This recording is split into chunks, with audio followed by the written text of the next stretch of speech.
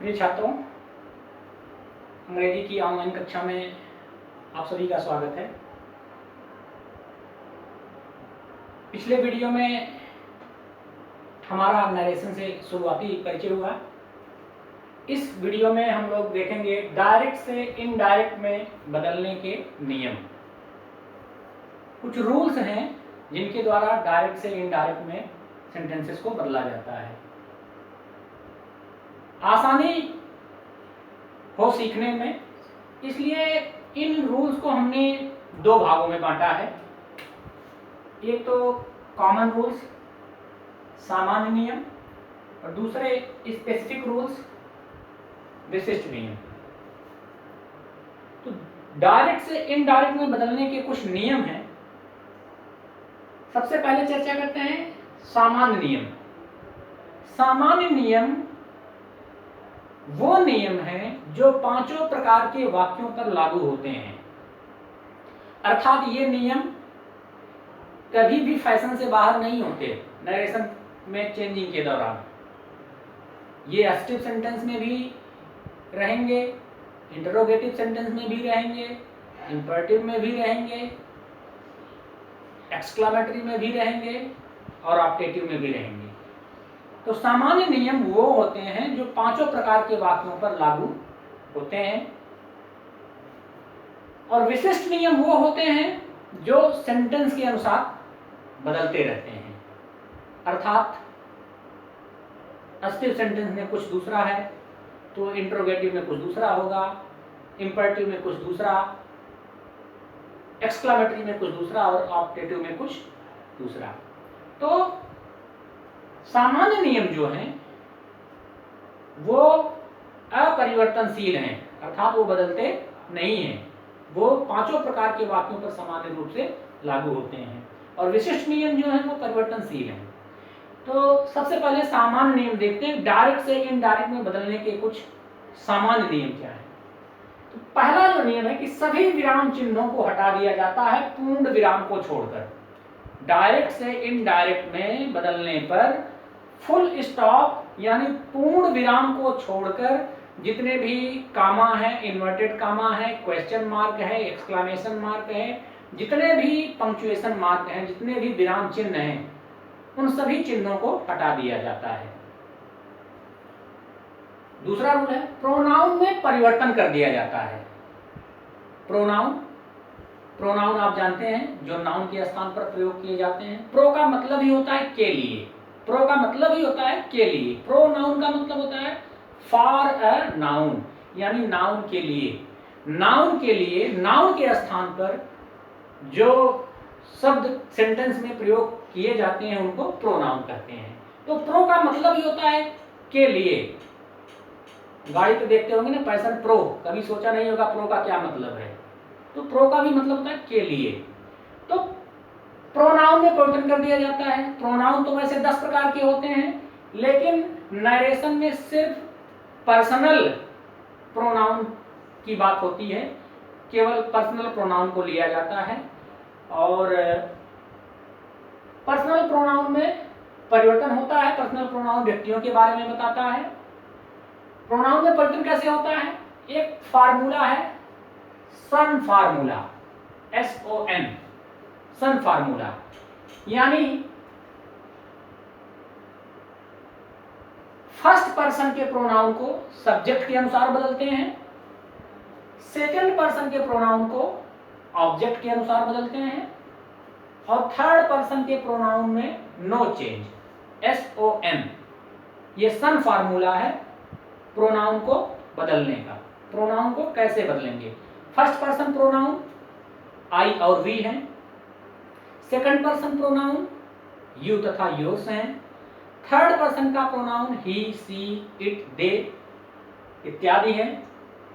अच्छा, जितने भी प्रॉपर नाउन है जैसे रमेश, सुरेश, दिनेश, वाराणसी, लखनऊ, जितने भी प्रॉपर नाउन हैं वो सभी जो है थर्ड पर्सन के प्रोनाउन माने जाते हैं। और प्रॉपर नाउन में भी इसलिए कोई परिवर्तन नहीं किया जाता। तो ये SON फार्मूला, सन फार्मूला जो है उसको याद रखेंगे। फर्स्ट पर्सन के प्रोनाउन को सब्जेक्ट के अनुसार बदला जाता है, सेकंड पर्सन के प्रोनाउन को ऑब्जेक्ट के अनुसार बदला जाता है और थर्ड पर्सन के प्रोनाउन में कोई चेंज नहीं होता। आई और वी फर्स्ट पर्सन के प्रोनाउन है, यू तथा योर्स सेकंड पर्सन के प्रोनाउन है, ही सी इट दे तथा जितने भी प्रॉपर नाउन है रमेश सुरेश दिनेश ये सभी थर्ड पर्सन के प्रोनाउन है और थर्ड पर्सन के प्रोनाउन में कोई चेंज नहीं होता है। तो प्रोनाउन में परिवर्तन ये इंपॉर्टेंट है। थोड़ी सी समस्या छात्रों को प्रायः प्रोनाउन में ही आती है। अगला जो परिवर्तन है, निकटता सूचक शब्दों को दूरी सूचक शब्दों में बदल दिया जाता है। निकटता सूचक शब्द अर्थात जो नजदीकी बताते हैं, जैसे डायरेक्ट में हियर है तो इनडायरेक्ट में देयर हो जाएगा, डायरेक्ट नरेशन में टुडे है तो इनडायरेक्ट नरेशन में दैट डे हो जाएगा, तो टुमारो का नेक्स्ट डे, यस्टरडे का प्रीवियस डे, नाउ का देन, दिस का दैट, ये सब जो है निकटता सूचक शब्दों को दूरी सूचक शब्दों में बदल दिया जाता है। यहाँ पर लिखना ब्लैक बोर्ड पे संभव नहीं है, तो इसलिए आपसे मैं ये कहना चाहूँगा कि आपकी किताब में एक लिस्ट दी हुई है निकटता सूचक शब्दों को दूरी सूचक शब्दों में कैसे बदला गया है। उसके लिए आप अपने किताब में हर बुक में ये दिया हुआ है, उस लिस्ट को देख लीजिए कि किस निकटता सूचक शब्दों को किस दूरी सूचक शब्दों में बदला जाता है। हालांकि हाई स्कूल में आप पढ़ चुके हैं तो मोस्टली आप इसको जानते ही होंगे, ये मैं मान के चल रहा हूँ कि निकटता सूचक शब्दों को दूरी सूचक शब्दों में बदल दिया जाता है। दिस को दोज में, दिस का दैट में, हियर का देयर में, टुडे का दैट डे में, इस तरह से आप इससे परिचित होंगे। निकटता सूचक शब्दों को दूरी सूचक शब्दों में बदल दिया जाता है।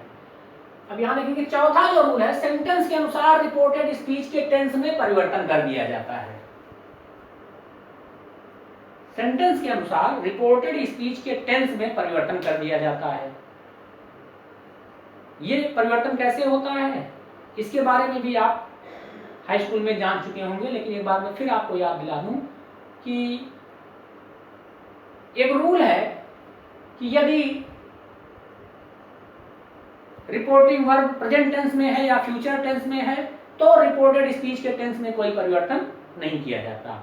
लेकिन यदि रिपोर्टिंग वर्ब पास्ट टेंस में है तो present indefinite tense past indefinite tense में, present continuous tense past continuous tense में, present perfect tense past perfect tense में, present perfect continuous tense past perfect continuous tense में बदल जाता है। इसी तरह past indefinite tense past perfect tense में बदल जाता है, past continuous tense past perfect continuous tense में बदल जाता है, पास्ट परफेक्ट टेंस में कोई परिवर्तन नहीं होता है और पास्ट परफेक्ट कंटीन्यूअस टेंस में भी कोई परिवर्तन नहीं होता है। यानी पास्ट टेंस में जो पास्ट परफेक्ट टेंस है और पास्ट परफेक्ट कंटीन्यूअस टेंस है उनमें कोई परिवर्तन नहीं होता है।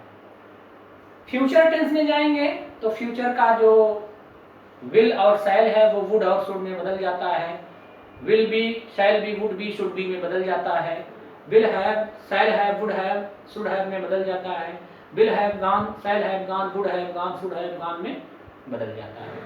तो ये रिपोर्टेड स्पीच के अनुसार टेंस में परिवर्तन कर दिया जाता है। तो इतने तो सामान्य नियम है। ये जो नियम है वो ये नियम पांचों प्रकार के वाक्यों में लागू होंगे। अब आते हैं विशिष्ट रूल पे।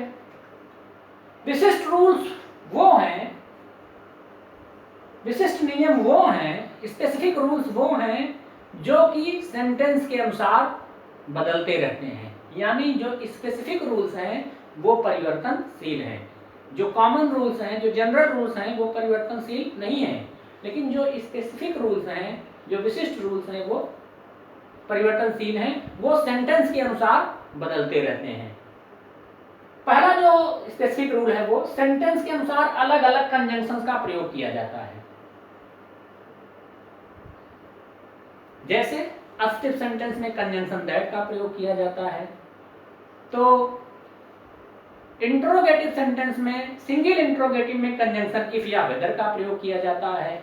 डबल इंट्रोगेटिव में जिस इंट्रोगेटरी वर्ड से रिपोर्टेड स्पीच की शुरुआत हुई रहती है वही इंट्रोगेटरी शब्द जो है कंजंक्शन के रूप में प्रयोग किया जाता है।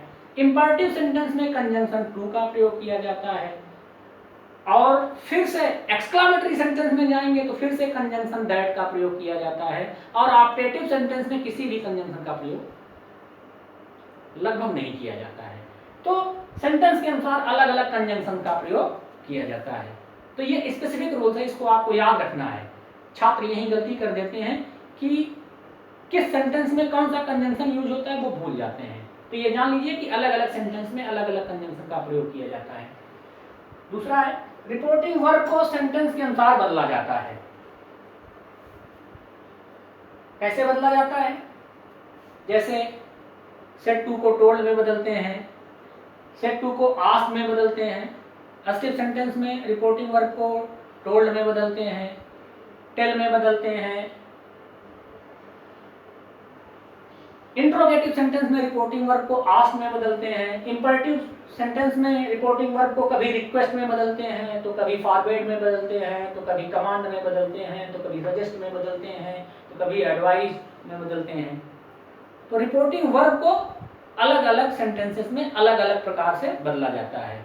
अस्टिव सेंटेंस में कुछ दूसरे तरीके से रिपोर्टिंग वर्ब में परिवर्तन होता है, तो इंट्रोगेटिव सेंटेंस में कुछ दूसरा तरीका होता है, इंपैरेटिव में कुछ दूसरा तरीका होता है, एक्सक्लामेटरी में दूसरा तरीका होता है और ऑप्टेटिव में दूसरा तरीका होता है। तो रिपोर्टिंग वर्ब अलग अलग तरीके से बदलती है, वो सेंटेंस के अनुसार डिपेंड करता है कि रिपोर्टिंग वर्ब को कैसे बदलना है। तो ये इतने जो रूल्स हैं, अगर आप चाहें तो इन सामान्य नियम और विशिष्ट नियम को हटा करके अगर आपको आसानी लगती है तो आप ऐसे ही रख लीजिए कि ये इतने कुछ रूल्स हैं। कोई जरूरी नहीं है कि आप सामान्य नियम और विशिष्ट नियम अलग करें, आप चाहें तो बस इतने रख लें। ये नियम हैं जो कि डायरेक्ट से इनडायरेक्ट में बनाने में काम आते हैं। अगला जो वीडियो होगा उसमें हम देखेंगे असर्टिव सेंटेंसेस को इनडायरेक्ट में बदलना। धन्यवाद।